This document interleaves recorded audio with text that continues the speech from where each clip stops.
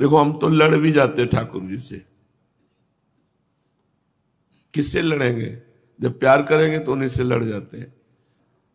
तुमको अपने दासों पर ही माया चलाने में मजा आता है। दुनिया को फंसाए हो, दुनिया को फंसाए हो तो फंसाए रहो।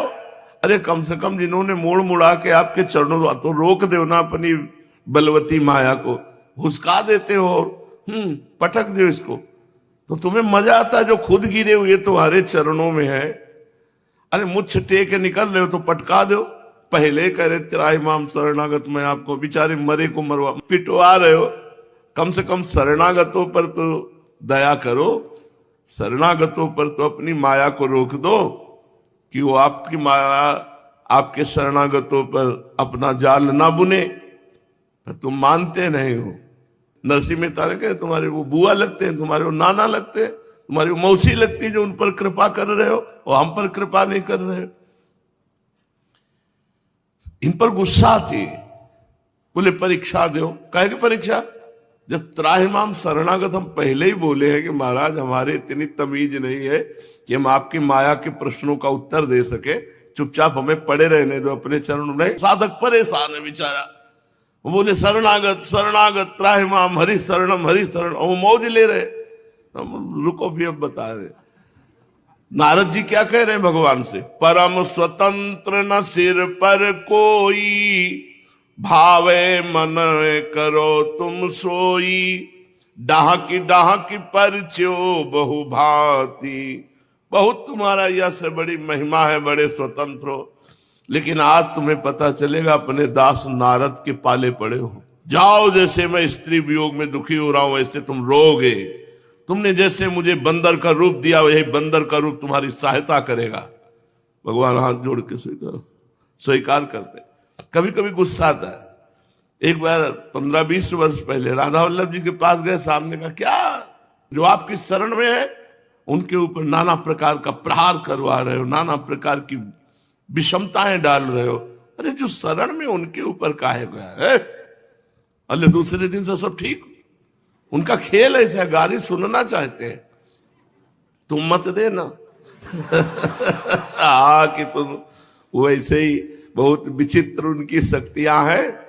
वो तो प्रेम की गाली होती है ना, जब अंदर प्रेम होता है, अंदर रुलास शुरू होती है, अंदर से रो रहे हैं, बाहर से कटु वचन बोल रहे हैं उनके लिए, शायद वो यही सुनना चाहते हैं। कभी कभी तीखी मिर्ची खाने की इच्छा होती है तो बहुत मीठे में हे नाथ हे करुणा में, तो सुनते सुनते वो भी ऊब जाते, तो वो अपने सेवक को छेड़ देते। तो जब छेड़ देते वो तिल मिलाता है तो इन्हीं के ऊपर गर्म होता है, क्योंकि किसके ऊपर वो गर्मी अपनी दिखावे?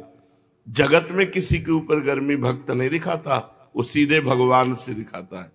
और भगवान से वो प्रियता की होती गर्मी। इसके बाद रोना भी आता है।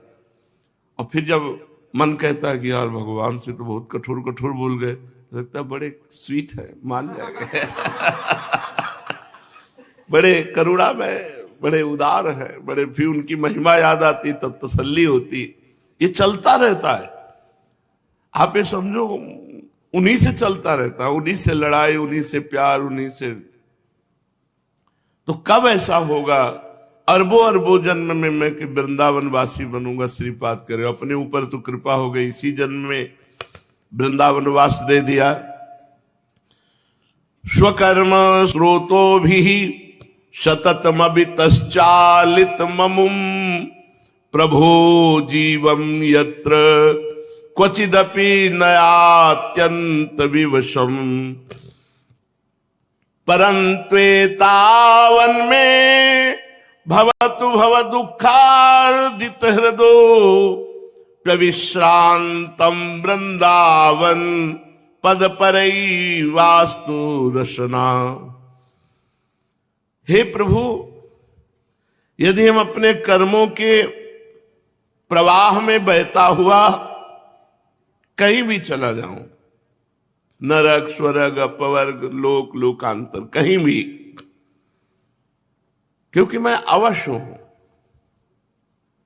माया के वशीभूत हूं, और मेरे से कर्म बनेंगे कभी शुभ कभी अशुभ, और कर्म अपने प्रवाह से ले जाते हैं। जैसी हो भवतव्यता तैसी बने सहाय, आप न आवे ताहि पे ताहि तहां ले जाए।